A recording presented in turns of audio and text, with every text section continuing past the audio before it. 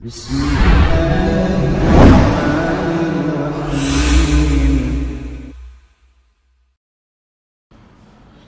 alhamdulillah, wassalatu wassalamu ala asyrafil anbiya wal mursalin wa ala alihi wa sahbihi wa man tabi'ahum bi ihsanin ila yaumiddin, amma ba'd. Ikhwani fillah rahimani wa rahimakumullah. Kita lanjutkan pembacaan tafsir juz 30. Sekarang kita masuk surat An-Nazi'at.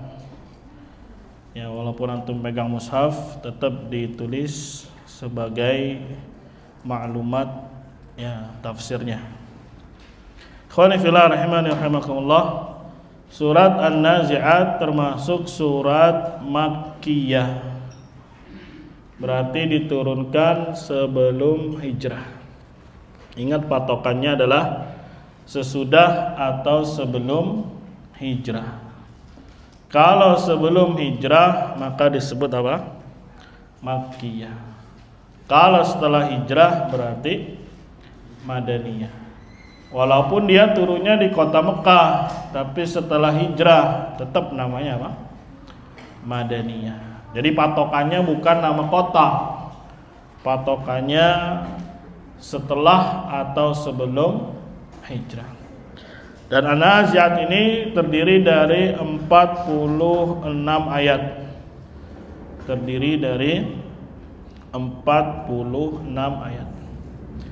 Langsung saja kita bacakan. A'udzubillahi minasyaitonirrajim. Bismillahirrahmanirrahim.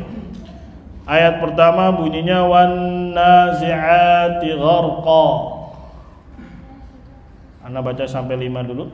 Wan-nasyitati nashta, was-sabihati sabha, fas-sabiqati sabqa, fal-mudabbirati amra. Ayat yang pertama bunyinya wan-nazi'ati gharqa. Waw di situ namanya waw qasam, sumpah. Ya, dan dia termasuk huruf jar. Satu sisi namanya waw qasam dan beramal seperti huruf jar. Dia kata, walaupun cuma satu huruf tapi dia itu kata. Walaupun cuma wa, dia itu kata. Dia termasuk huruf apa? Ma'ani. Yang mana? Huruf qasam. Artinya demi. Artinya apa? Demi. An-nazi'ati dia isim. Ada alif lamnya di sana. Kalau antum main di sorofnya, wazan apa dia? An-nazi'at. Wazan apa Hira? Nazi'at. Ahsan. Wazannya apa? Fa'ilat. Berarti fi'il madinya naza'a.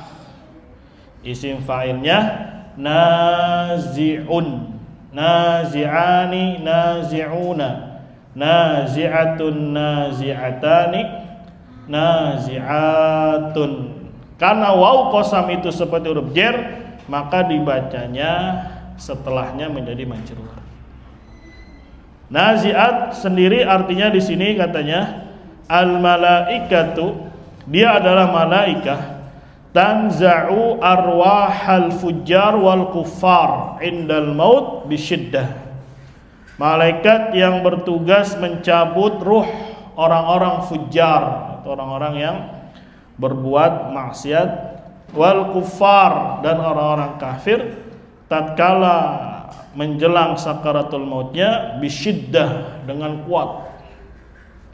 Jadi Allah bersumpah dengan makhluknya, terserah Allah subhanahu wa ta'ala.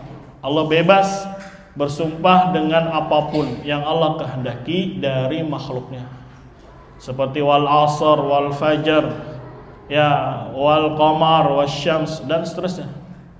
Berbeda dengan manusia makhluk, maka tidak boleh dia bersumpah kecuali harus menggunakan nama Allah ataupun sifatnya.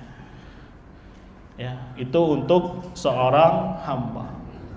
Ketika dia bersumpah dengan nama selain Allah, maka dia jatuh ke dalam syirik kecil. Sekali lagi, kalau Allah Subhanahu wa taala bebas bersumpah dengan apapun dari makhluknya. Jadi Allah mengatakan wan nazi'ati, demi malaikat yang mencabut nyawa orang-orang kufar. Gharqa, dengan cabutan yang keras. Masdar dia, artinya syiddah. Gharqa artinya syiddah atau kuat. Nasallallahu alaihi wasallam. Semoga Allah jaga kita, semoga Allah Subhanahu wa taala lindungi kita. Ya, karena ya kejadian sakaratul maut itu kejadian yang dahsyat, peperangan dia dengan syaitan. Maka ya bukan sekedar dia menghafal mungkin kalimat la ilaha illallah, tidak. Ya, tapi bagaimana dia merealisasikan kalimat tersebut sehingga dia mati di atas kebiasaannya, di atas keimanannya. Nah, ini yang memang harus dipersiapkan. Ya, bukan satu yang instan, tapi memang harus dijaga, dirawat, dipupuk, ditanam supaya dia tumbuh besar, tumbuh kuat di dalam diri ya kita. Semoga Allah SWT mudahkan. Amin ya rabbal alamin. Kemudian ayat kedua, wan nasyitati nashta. Sama wawunya juga, tapi sekarang wawunya wawu ataf, afwan. Kalau yang pertama sumpah, tetap artinya demi. Yang kedua juga demi, dan nanti yang ketiga, yang keempat demi. Nasyitat di sini tafsirnya malaikah, dia adalah malaikah. Tanshutu atau tansyatu arwahal mu'minin as-salihin. Nashta maksudnya dengan lemah lembut. Jadi nasyitat juga artinya malaikah yang bertugas untuk mencabut ruh. Tapi orang siapa? Mukmin saleh. Dengan nashta, lemah lembut. Ya, walaupun lembutnya juga itu mengalami sakit. Ya, karena tidak ada yang enak, tidak ada yang lemah empuk misalkan. Tetap walaupun dia ya ruhnya mukmin, tetap ada rasa sakit, tapi tidak separah orang-orang kufar. Jadi sekali lagi, nasyitat tafsirnya adalah apa? Malaikah yang diberi tugas untuk mencabut ruh orang-orang yang saleh. Ini tafsir yang masyhur ya, yang terkenal. Wailah ada juga yang menafsirkan selain ini. Ada yang menafsirkan kuda yang berlari cepat, ya, dan selainnya. Ada yang mengatakan dia artinya adalah nama bintang. Ada yang mengatakan dia adalah para pemanah. Ada yang mengatakan para penunggang kuda. Ya, naziat, nasyitat, sabihat, sabiqat, dan mudabbirat, yang 5 ini. Tapi itulah tafsir yang masyhur di kalangan para ulama. Karena ada juga tafsir yang lain. Jadi naziat sekali lagi malaikat, juga nasyitat juga apa? Malaikat. Ya, atau paham ya, ketika Allah Subhanahu wa taala bersumpah dengan sesuatu dari makhluknya, berarti menunjukkan makhluk itu memiliki keutamaan di sisi Allah Subhanahu wa taala. Satu sisi kita juga diajak oleh Allah Subhanahu wa taala untuk memperhatikan hal tersebut. Sebagaimana misalkan Allah bersumpah dengan wal asr, demi apa? Masa. Demi waktu asar. Maksudnya gimana? Kita diajak oleh Allah satu sisi untuk merenungi, memperhatikan sebetulnya ada apa di waktu asar tersebut. Ya. Atau kalau ditafsirkan masa, maksudnya ada apa dengan masa?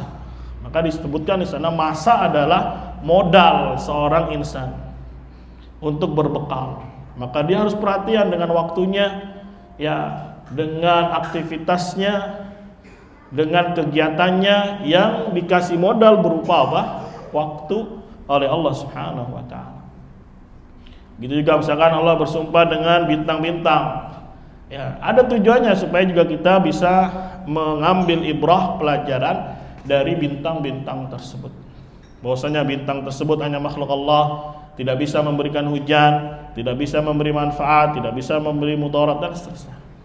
Begitu juga ketika Allah bersumpah dengan malaikatnya ini, maka sudah selainnya kita perhatikan. Ya, kita renungi dengan ada apa sih dengan malaikat ini. Ya, minimal kita berhati-hati jangan sampai nanti sakaratul mautnya malah yang datang adalah an-nazi'at. malaikat yang mencabut ruh dengan sangat apa? Dahsyat. Nasallallahu alaihi wasallam. Ya, semoga Allah jaga kita, semoga Allah Subhanahu wa taala lindungi kita. Ya, kalau kita baca kejadian-kejadian seperti ini, ya seakan kita apa? Ya banyak waktu yang kita sia-siakan. Banyak pelajaran yang belum kita pelajari, kita kuasai. Misalkan kita lihat saja kisahnya dua orang, yang satu mukmin, yang satu apa? Kafir. Sebagaimana tadi kita baca, ya, ketika orang-orang kafir ini mati, maka dicabut begitu dahsyatnya, begitu kerasnya, sampai diangkat ke langit. Kemudian ketika dia mau masuk ke langit pertama, ditanya oleh para malaikat, siapa dia? Busuk sekali baunya, ya, harumnya luar biasa, busuknya, maksud baunya. Ketika minta dibukakan pintu, nggak dibukakan. Akhirnya dia dihempaskan, dibuang, ya begitu saja. Nasallallahu alaihi wasallam. Tapi kalau ruhnya ruh yang mukmin, yang beriman kepada Allah, harum wanginya. Ketika diangkat ke langit untuk berjumpa dengan Allah, para malaikat bertanya, ini siapa? Wangi sekali, harum sekali. Ya, akhirnya dibukakan pintu langit ke-1, langit kedua, dan seterusnya, berjumpa dengan Allah Subhanahu wa taala, kemudian dikembalikan kembali ke alam barzakhnya. Ya. Yang seperti ini seharusnya menjadi motivasi kita, bahwasanya hidup ini sebentar. Sekarang aja udah hari apa? Kamis. Besok udah hari apa namanya? Jumat. Padahal baru kemarin kayaknya apa? Jumat antum main futsal, main bola, bersih-bersih. Nggak taunya udah mau ketemu hari Jumat lagi, Sabtu lagi. Udah kerasa. Ya, seakan dicabut keberkahan waktu oleh Allah Subhanahu wa taala. Ya, cepat sekali berlalu. Sudah umur 20, udah 30, udah mau 40. Ya, sudah mau berapa lagi? 50. Ya, begitu cepat. Kalau kita tidak punya bekal, tidak punya persiapan, ya, maka apa yang akan dia bawa berjumpa dengan Allah Subhanahu wa taala? Maka kita diajak berpikir bahwasanya ada malaikat yang begini sifatnya, bengis, kasar, ya, apa keras. Dan juga ada malaikat yang sifatnya apa? Lemah lembut, baik, dan seterusnya. Wasabihati sabha, ayat ketiga. Dan juga demi sabihat. Sabihat artinya malaikah tasbahu minas sama bi amrillah. Tasbah itu memang kalau diartikan di bahasa Arab sekarang artinya berenang. Tapi yang dimaukan tasbah di sini, sabah adalah turun. Jadi ada malaikat yang turun dari langit membawa perintah Allah Subhanahu wa taala, ya, atau turun ke muka bumi dengan perintah Allah Subhanahu wa taala. Jadi sabihat artinya malaikat yang turun dari langit dengan perintah Allah Subhanahu wa taala. Jadi Allah perintahkan malaikat untuk mengurus ini, misalkan untuk melakukan ini dan seterusnya, mereka turun dari apa? Dari langit turun ke langit dunia, ke muka bumi. Sabha maf'ul mutlak sebagai penguat. Betul-betul malaikat ini turun dari langit dengan perintah Allah Subhanahu wa taala. Ya, jadi ada malaikat yang tugasnya seperti ini. Kemudian fasabiqati sabqa. Sabiqat di sini artinya malaikah yang tasbaqu, berlomba-lomba bi arwahil mu'minin ilal jannah. Berlomba-lomba membawa ruhnya orang-orang yang beriman ke surga. Ya, Masya Allah. Jadi dibawa ruhnya oleh para malaikah ke dalam apa? Surga. Itu salah satu tafsirnya. Hakikatnya bagaimana dan seterusnya, ya wallahu a'lam bishawab. Tapi itulah salah satu tafsir, ada malaikat yang berlomba-lomba. Sabaqah itu berlomba-lomba. Bi arwahil mu'minin, membawa arwahnya, ruhnya orang-orang beriman menuju mana? Ke surga. Jadi ruhnya dibawa oleh siapa? Para malaikat. Sabqa sebagai penguat tadi. Fal mudabbirati amra, dari kata dabbara yudabbiru tadbiran, isim fa'ilnya mudabbir, artinya yang mengatur, yang mengurusi. Itu. Jadi malaikat yang bertugas mengurusi amra, beberapa perkara atau urusan. Ya, baik dalam memberi rezeki, menurunkan hujan, meniup ruh, ini global. Bukan berarti sekali lagi Allah Subhanahu wa taala itu butuh pembantu, tidak. Allah Maha Ghani, Allah Subhanahu wa taala Maha Kaya, Allah Subhanahu wa taala Hamid, Maha terpuji. Tapi Allah lakukan ini demi ada satu hikmah, supaya manusia sekali lagi ambil pelajaran dari hikmah tersebut. Gampang bagi Allah Subhanahu wa taala mengurus semua makhluknya tanpa bantuan malaikat. Tapi hikmahnya Allah tidak seperti itu. Supaya kita berpikir ya bahwasanya di sana ada juga makhluk yang besar, ada makhluk yang luar biasa patuhnya kepada Allah Subhanahu wa taala. Bahkan para ulama bikin masail, silang pendapat mana yang lebih utama antara malaikat dengan manusia. Kalau manusia ini bertakwa, beriman, beramal saleh dan seterusnya. Jadi ada perbandingan. Ya. Coba kalau nggak ada malaikat, nggak akan ada perbandingan. Coba kalau nggak ada syaitan, nggak akan ada perbandingan. Justru hikmahnya Allah menuntut seperti itu. Ada malaikat yang taat terus, ada syaitan yang apa? Ingkar terus. Sedangkan manusia apa? Kadang taat, kadang apa? Ingkar. Kadang manusia lebih bengis daripada syaitan. Tapi ada juga kadang manusia ya lebih tinggi derajatnya ketimbang satu malaikat dan seterusnya. Itu salah satu hikmah Allah Subhanahu wa taala. Sebagaimana nanti di alam di yaumul qiyamah Allah mampu langsung menghitung semua, hisab berat sekali hitung. Wadzalika 'alallahi yasir. Yang demikian itu atas Allah mudah. Tapi hikmahnya Allah menuntut tidak seperti itu. Ya, satu persatu dihisab. Dan alhamdulillahnya Nabi Muhammad punya umat yang paling duluan dihisab. Walaupun datangnya belakangan. Yang lain pada ngapain? Nunggu. Emang enak nunggu. Misalkan antum lagi sakit nih, masuk rumah sakit, pas dilihat nomornya 250. Ya baru ngelihat papan ini baru berapa? Baru nomor 5. Aduh. Ya, ini kan yang jadinya nanti manusia berpikir bahwasanya setiap amal kita akan dihisab oleh Allah Subhanahu wa taala. Ya, dan itu lama menunggunya, menantinya lama. Bukan perkara yang cuma 2 menit, 3 menit.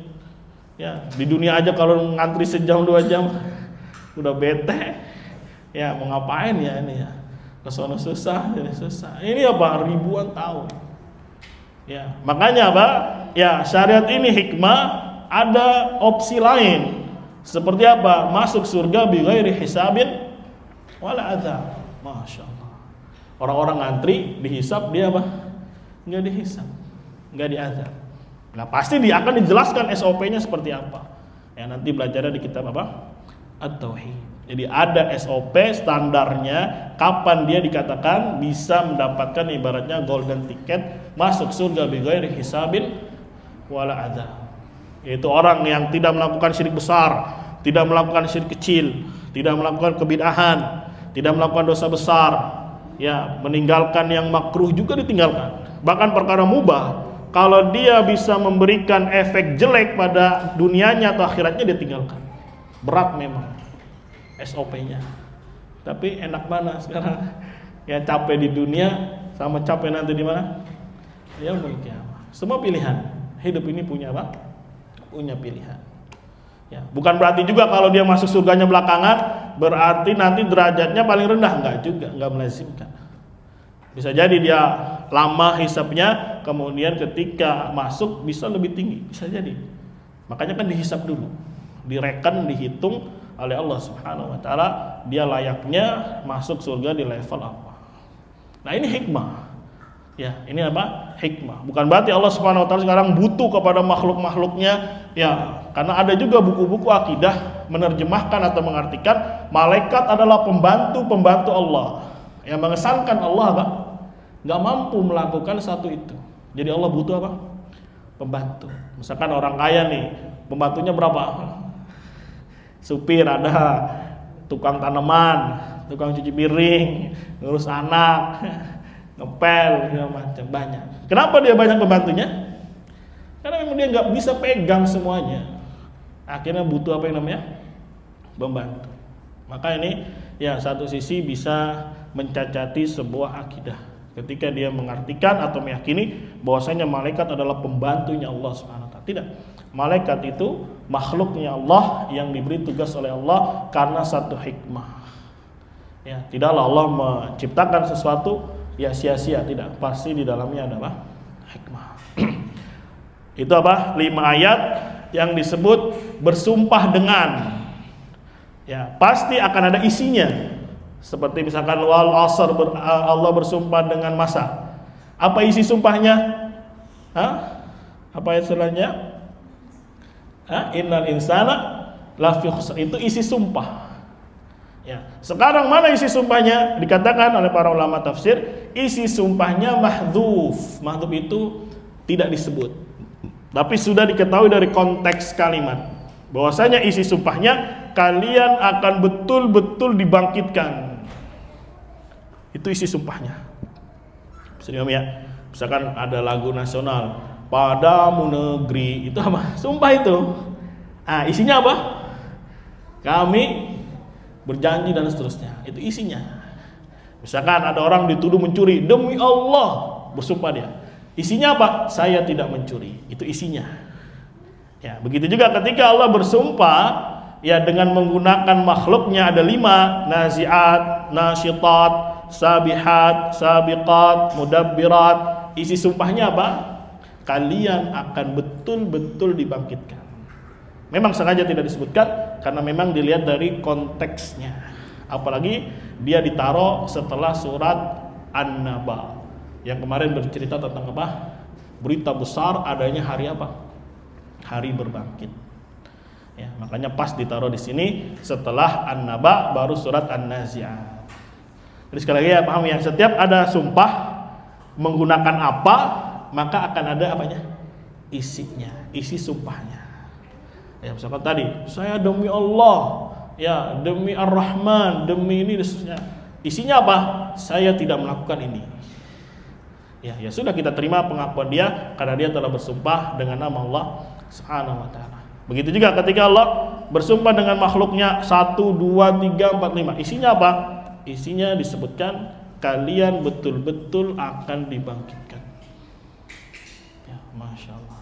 Ini pentingnya juga kita mempelajari kalam Allah supaya lebih khusyuk ketika membacanya. Dan kapan itu dibangkitkan? Disebutkan dalam ayat ke-6, yauma tarjufur rajifah. Jadi dibangkitkannya kapan? Hari di mana tarjufu. Tarjufu artinya goncang. Ya, artinya apa namanya? Hancur.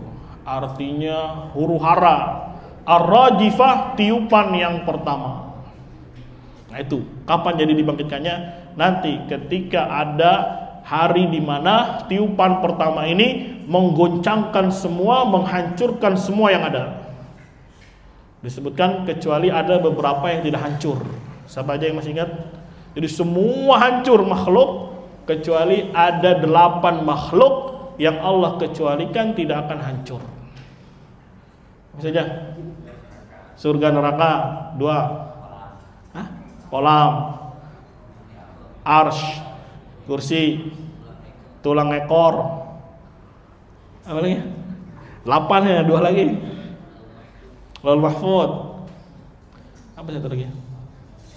Surga, neraka, arsy, kursi, kolam, Lauhul Mahfuz, tulang ekor. Nah, tulang ekor nggak akan hancur dia. Ada satu lagi apa? Kolam udah belum tadi? Pas ya? Coba surga, neraka, arsy, kursi, kolam, Lauhul Mahfuz, tulang ekor. Apa lagi satu lagi? Ada ingat? Ruh, kalau nggak salah. Saya udah cek. Ya, kalau nggak salah ya, ruh. Ada 8 poin atau 8 makhluk yang tidak hancur. Semuanya hancur dengan tiupan pertama. Ya, Masya Allah. Rumah antum yang megah hancur. Ya, gunung-gunung lagi berterbangan seperti kapas. Langit pecah. Bertabrakan, planet-planet semuanya saling tubruk. Tapi ya pahami itu akan terjadi kata Nabi kepada syirarul khalq. Ya, sejelek-jelek manusia. Adapun orang yang beriman sebelum terjadi huru-hara tersebut, ya ada angin yang lembut meniup, atau berhembus. Orang yang di dalam hatinya ada iman, dia seorang mukmin, mati dia dengan angin tersebut. Jadi yang mengalami itu adalah syirarul khalq. Jadi walaupun Nabi Isa sudah turun, Imam Mahdi turun menghancurkan Dajjal, menghancurkan Ya'juj Ma'juj, semua manusia beriman, ya ada masa lagi kufur lagi manusia. Itulah manusia. Ya. Misalkan dari Nabi Adam bagus semua 10 generasi. Kemudian menyebutkan Allah Subhanahu wa taala, dikirimlah Nabi siapa? Nuh. Dikirim azab, semuanya beriman, takut kepada Allah Subhanahu wa taala. Takut diapain? Diazab. Ya, panjang waktu berlalu kufur lagi. Ya, begitu lagi diutusnya seorang nabi, ya, yang membangkang diazab terus sampai Nabi Muhammad sallallahu alaihi wasallam. Ya, dulu Islam betul-betul ya jaya, gegap gempita, Masya Allah. Dari timur sampai barat Islam betul-betul jaya. Tapi apakah itu akan terus bertahan? Ya, sunatullah ya berlaku di sana. Ada lagi orang yang kufur, ada lagi orang yang murtad, ada lagi orang yang begini dan begini. Bahkan peninggal Nabi saja sudah ada yang murtad. Ada yang mengaku Nabi baru, ada yang menolak apa? Zakat. Mafhum. Itu padahal baru Nabi Sallallahu Alaihi Wasallam baru meninggal. Apalagi sudah 1000 berapa tahun? 400 tahun. Jadi aneh kalau ada yang mengatakan masa ini masa udah bagus sudah. Ya, kenapa? Sunnah sudah menyebar dari Sabang sampai Merauke. Ya, buat apa kalau cuma casing?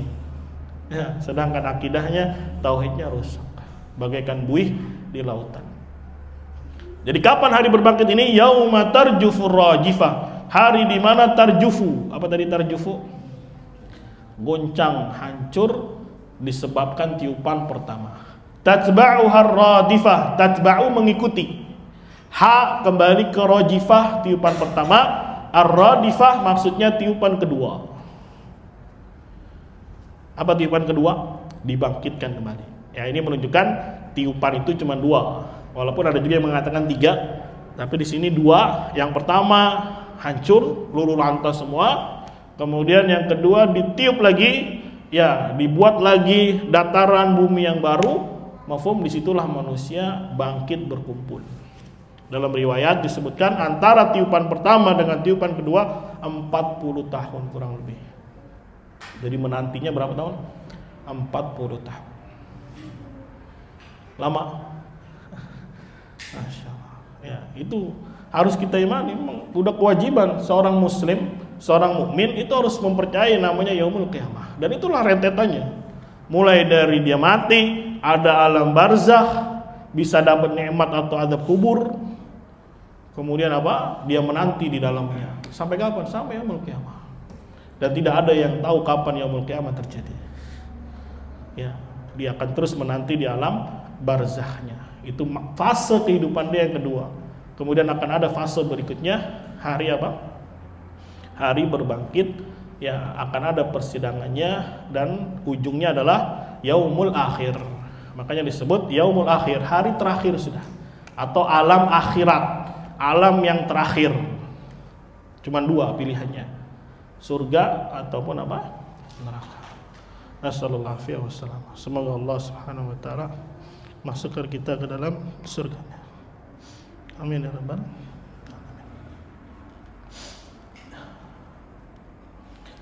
Qulubu yauma idzin wajifah. Nanti ketika dibangkitkan atau ketika hari itu terjadi, qulubu yauma idzin wajifah. Hati-hati manusia yauma idzin ketika itu hari dibangkitkan wajifah, takut semuanya. Ya, bahkan digambarkan saking takutnya, ya dia tidak peduli lagi bapaknya, ibunya, anaknya, nggak peduli lagi sudah.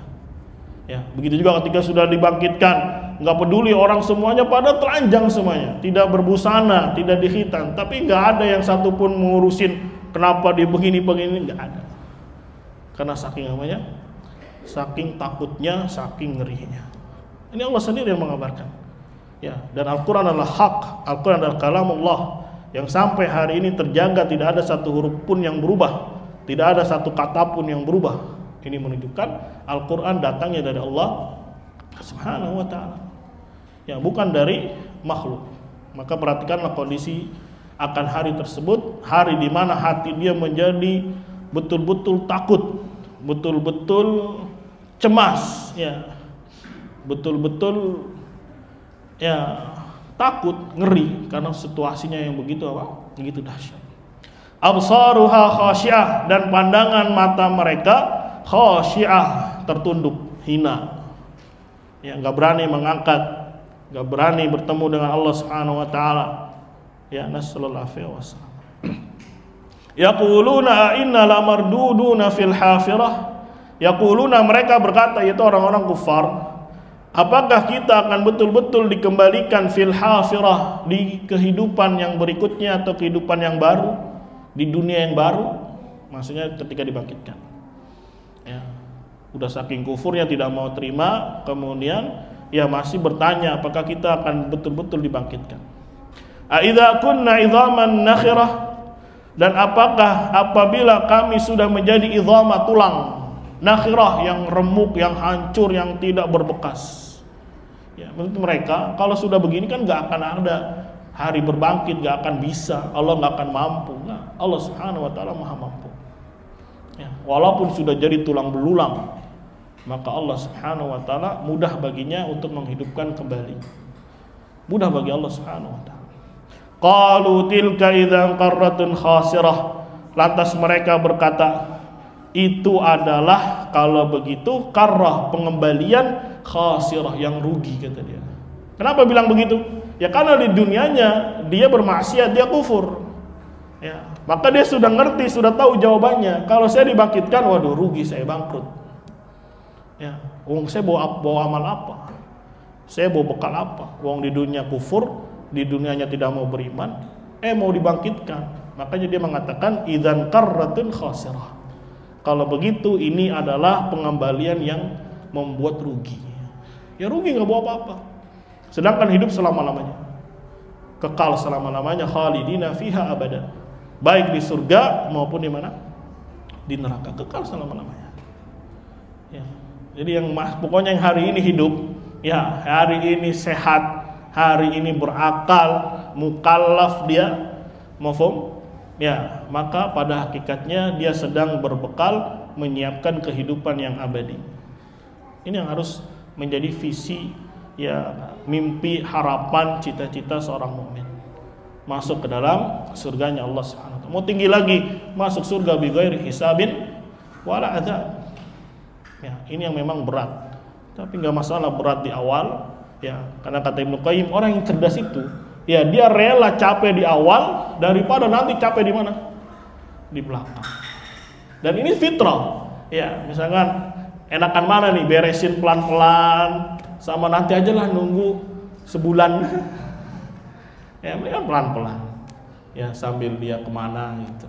Atau dia mungkin sambil mandi, dia gosok-gosok kamar mandinya. Ya, daripada nunggu udah berkerak, sudah hitam, susah ininya. Ya, ini orang yang cerdas namanya.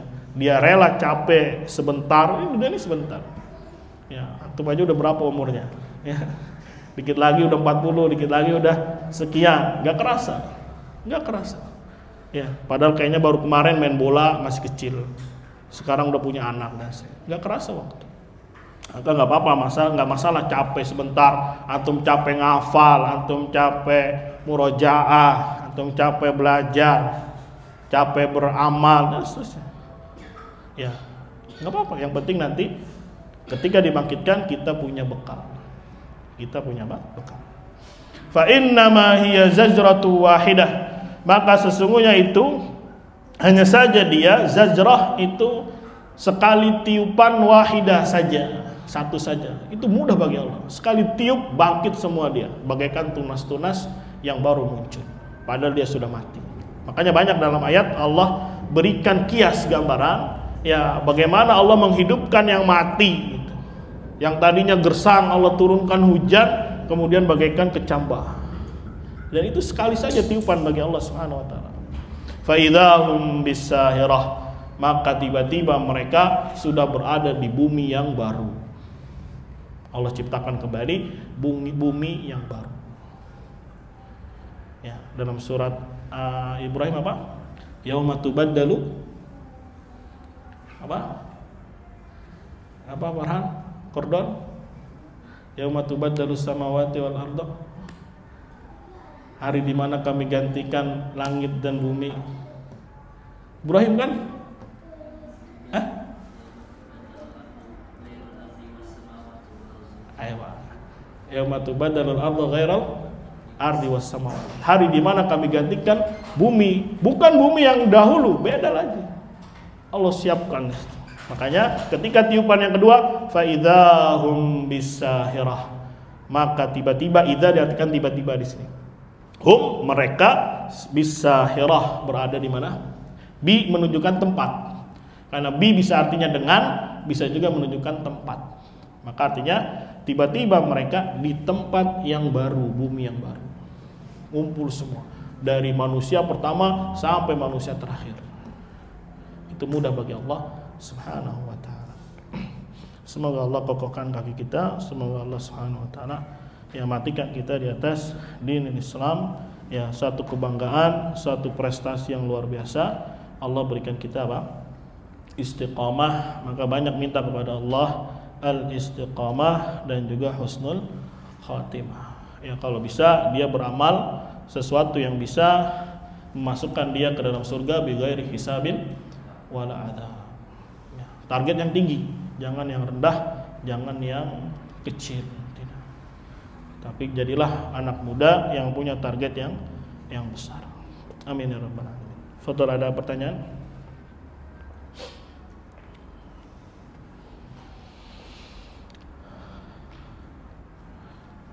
Ya. Yang udah mati sekarang gimana? Hah? Yang udah mati sekarang? Yang udah mati sekarang maksudnya? Ya di alam barzakh. Udah di mana? Hah? Udah di alam barzakh. Lah iya. Kan alam ada alam rahim dulu, kemudian alam dunia. Kita di alam dunia. Ya, habis alam dunia namanya alam apa? Barzakh. Gimana mereka? Ya, mereka hidup di hayatun barzakhiyatun. Ada namanya kehidupan barzakh. Seperti apa bentuknya? Wallahu a'lam bishawab. Tapi kita yakini ada. Cuman dua dia juga. Ya, dapat nikmat kubur atau apa? Azab kubur. Cuman dua. Enggak ada yang ketiga. Ya, enggak ada azab, enggak ada apa? Enggak ada nikmat, enggak ada. Cuman dua. Ya, cuma apa? Cuma dua kehidupan di sana. Kalau di dunia kan banyak. Kadang sedih. Ya. Kadang apa lagi? Sengsara, kadang bahagia, kadang begini. Cuma kalau di alam barzakh cuma dua. Kalau nggak dapat nikmat kubur, dapat apa? Azab kubur. Walaupun bisa jadi azabnya diperingan karena ada magfirah, ada ampunan, mungkin keluarganya mintakan ampun. Tapi kalau misalkan dia betul-betul berada di azab kubur, ya paling cuma diringankan saja oleh Allah. Tapi cuma ada dua, nikmat dan apa? Azab kubur. Sampai kapan? Sampai yaumul kiamah. Berarti paling enak matinya nanti ya, mati besok kiamat. Emang siapa yang tahu, siapa yang request? Ya Allah saya request ya habis mati besok kiamat. Siapa yang tahu? Nggak ada yang tahu. Maaf, urusan Allah Subhanahu wa taala kapan yaumul kiamah itu atau kiamat itu tegak. Ya. Yang pasti nanti akan ada tanda-tanda besar seperti turunnya munculnya Dajjal, ada Ya'juj Ma'juj, ada turun Nabi Isa, adanya Imam Mahdi, adanya binatang yang bisa apa? Bicara. Ya, jadi binatang nih datang ngomong. Assalamualaikum raga. Wah ya Allah. Takut nggak? Nah, itu kiamat besar sudah. Kecuali Beo, ya Beo emang karakternya emang bisa ngomong dia, cuman nggak tahu apa yang dia omongin. Perkaranya dahsyat, perkaranya luar biasa. Semoga Allah lindungi kita. Cukup? Ya. Ada.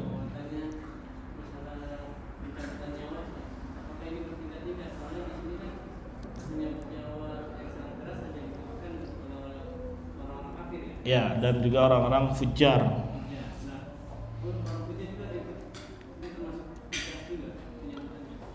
Ya, intinya keras ya. Entah bagaimana hakikat level kerasnya, ya Allah alam. Cuman lafadznya umum aja. Dicabut dengan dahsyat, dicabut dengan apa? Keras. Ya, misalkan level kayak cabai aja pedas. Ada level apa? 1, 2 berantem beli gacohan tuh. Udah beli level 1 aja, nggak taunya sampai merah-merah ini. Apa ya kalau levelnya mah 10. Ya. Yang intinya cabutannya itu nggak empuk gitu lah, nggak lembut dengan paksaan. Nasallallahu wasallam. Begitu juga ya dicabut dengan apa? Dengan lemah lembut. Ya, itu secara global. Ya, wallahu a'lam bishawab. Sama yang ini Ustaz. Yang paling wajib kalau tiupan itu hanya 2 apa? Yang masyhur 2, yang banyak jumhur 2. Ya, walaupun ada juga yang ketiga, ada 3. Kalau 3 berarti yang pertama kaget dulu. Wah, ada apa nih kaget? Ya, masih hidup manusia. Kemudian di tiup yang kedua baru udah hancur semuanya bertabrakan, mati semua. Ya, baru yang ketiga dibangkitkan semuanya. Tapi kalau cuma 2 ya udah sekali tiup langsung hancur semua. Nggak pakai kaget dulu ya. Ya, dan ini masalah yang memang ada silang pendapat. Ya, tapi intinya mereka sama semuanya menetapkan adanya ya nafhu, adanya tiupan. Ya, adapun orang yang menolaknya ya hukumnya kafir. Yang menolak adanya peniupan hukumnya apa? Kafir. Adapun menetapkan kemudian khilaf yang memang dari sana ya sudah khilaf. Bahkan ada yang mengatakan 4. Ada yang mengatakan 4. Tapi yang masyhur berapa? 2. Wallahu a'lam bishawab. Fadlan sama. Alam barzah dengan dunia baru yang setelah kehidupan kedua itu apakah sama atau beda? Beda lah, kan alam barzah masih di dunia. Ya, nanti kalau udah yaumul kiamat di titik kedua hancur semua, bumi hancur semua. Ya, sudah pindah alam berarti kita. Kan alam rahim, alam dunia, alam barzah. Ketika dikumpulkan, ini alam yang terakhir nih. Alam akhirat, hanya saja alam akhirat proses. Dari dikumpulkan di mahsyar, kemudian dikasih dikasih catatan, dihisab, lewatin sirat, ke haud, ya, dan seterusnya sampai masuk surga dan atau neraka. Jadi alam barzah ya bukan dunia baru yang ditiupkan kedua. Paham ya? Alam barzah apakah sama dengan dalam alam kubur? Ya iya sama aja, alam barzah alam kubur. Alam barzah alam kubur. Ya. Betul. Tadi disebutkan kan 2 tiupan. Tiupan pertama kan mati semua itu. Ya. Itu kan ini kan malaikat itu. Ya. Yang kedua itu tiupan siapa yang ini? Hah? Tiupan yang kedua itu. Kalau malaikat Israilnya dia mustasna, jadi terkecualikan. Hebatnya memang diberikan tugas untuk apa? Untuk hal tersebut. Ya.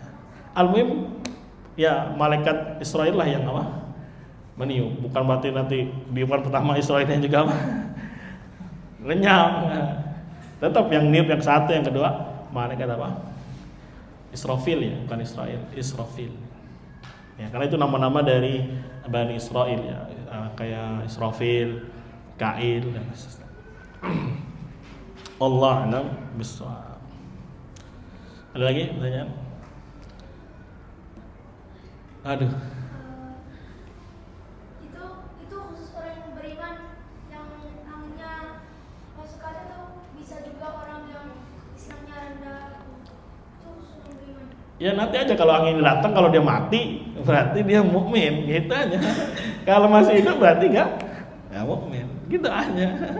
Ini datang angin nih, dia masih hidup aja, ya berarti bukan apa? Bukan mukmin. Masalahnya kan nanti kejadiannya, ya kan kabarnya begitu. Ya, bagaimana imannya bagaimana? Ya sudah nanti tinggal aja. Ini orang nih kena tiup, ya ternyata dia mati, ya udah berarti dia beriman. Tapi kalau nggak beriman, tetap hidup. Tetap apa? Hidup. Yang kata Nabi, mereka lah syirarul khalq, sejelek-jelek makhluk. Ya nasallallahu alaihi wasallam. Cukup? Ya, betul. Manusia ketika dibangkitkan Ustaz, apakah mereka berbeda-beda atau sama-sama? Kalau dikumpulkan semuanya nanti mudah semuanya. Ya, sebagaimana kemarin kita sebutkan, ya ada ulama juga yang mengatakan kurang lebih umur 33. Jadi nggak ada yang kecil, nggak ada yang muda, nggak ada yang tua. Semuanya dalam usia yang sama, dalam anggota tubuh yang lengkap, melihat semuanya. Walaupun mungkin di dunianya dia buta, tetap dia melihat. Walaupun di dunianya mungkin kakinya nggak ada, semuanya dibangkitkan dalam keadaan apa? Utuh, sempurna. Hanya saja memang tidak dikhitan, ya, tidak berpakaian, tidak beralas kaki. Kemudian dalam beberapa riwayat, pertama kali yang diberikan pakaian adalah Nabi Ibrahim alaihissalam. Ya, jadi setelah itu baru semuanya berpakaian. Ya. Karena saking kacaunya, orang nggak lihat lagi ininya gimana, ininya nggak ada. Udah gak kepikiran. Ya, dulu waktu anak ke Lombok itu gempa kan, ya lumayan tuh, hampir 6,6. Ya, temen yang lagi di kamar mandi kan, pas gempa mati lampu, duduk keluar dia, ya nggak mikir lagi pokoknya, udah bulat benar-benar keluar. Ya, pas udah tenang baru tahu gini, astagfirullah. Bener nggak pakai, baru diambil anduk. Udah nggak ingat-ingat lagi. Ya, apalagi yang gempa-gempa kecil misalkan ada deg-deg, ya, tiba-tiba lagi belajar mabur semua. Ya, nggak pegang ingat-ingat apalagi. Apalagi ini perkaranya lebih dahsyat dari itu semua. Ya, ngeri ya. Ya. Oh, tadi komentarnya kan tadi dikatakan sejelek-jelek rumah. Sejelek-jelek? Ya. Itu berarti kan menunjukkan kalau dia tidak ada yang nyembah Allah di saat itu, dan yang kedua itu kehidupan itu kehidupan hanya disenangin ya. Iya, bosan. Itu apakah di situ semuanya langsung disatukan dengan ayat ini? Yang mana? Warna syitati. Ya bisa aja namanya dicabut kan. Ya, mereka apa? Dicabut. Tadi apa? Yang sejelek-jelek makhluk. Ya memang nanti ketika Nabi Isa turun, dibunuh Dajjal, itu dunia aman, tentram semuanya. Tapi Nabi Isa tinggal di dunia itu berapa lama? Hah? 40 tahun atau berapa tahun? Nanti dicek riwayatnya. Ya, nanti Nabi Isa wafat, dikubur. Ya, masih hidup biasa, kehidupan normal. Tapi namanya manusia. Ya, tadinya tenang, akhirnya jadi apa lagi? Kufur lagi. Sampai disebutkan dalam riwayat tidak lagi mengenal apa itu Allah, siapa itu Allah nggak tahu. Ya, makanya nanti Al-Quran ini ya dicabut semuanya, nggak ada di dalam lembaran, nggak ada di dalam dada. Ya, bahkan Ka'bah saja dipretelin namanya, batu-batunya dibuang ke Laut Merah oleh orang-orang dari Habasyah. Ya, jadi begitulah sebagaimana hadisnya Hudzaifah. Ya, kita dalam dulu keadaan jahiliyah, kemudian datang Islam, baik. Ya, apakah setelah ini akan ada jelek lagi? Ada. Apakah setelah jelek ini ada kebaikan? Ada. Terus begitu, sunnatullah. Ya, jadi jangan pernah merasa aman. Wah, saya sekarang berada di masanya Nabi Isa misalnya. Ya, beriman ya. Belum tentu kalau Nabi Isa-nya meninggal, terus dia jadi tetap baik. Belum tentu. Ya, makanya betul-betul dipelajari apa itu iman, ya, dan dilaksanakan, dikerjakan. Ya.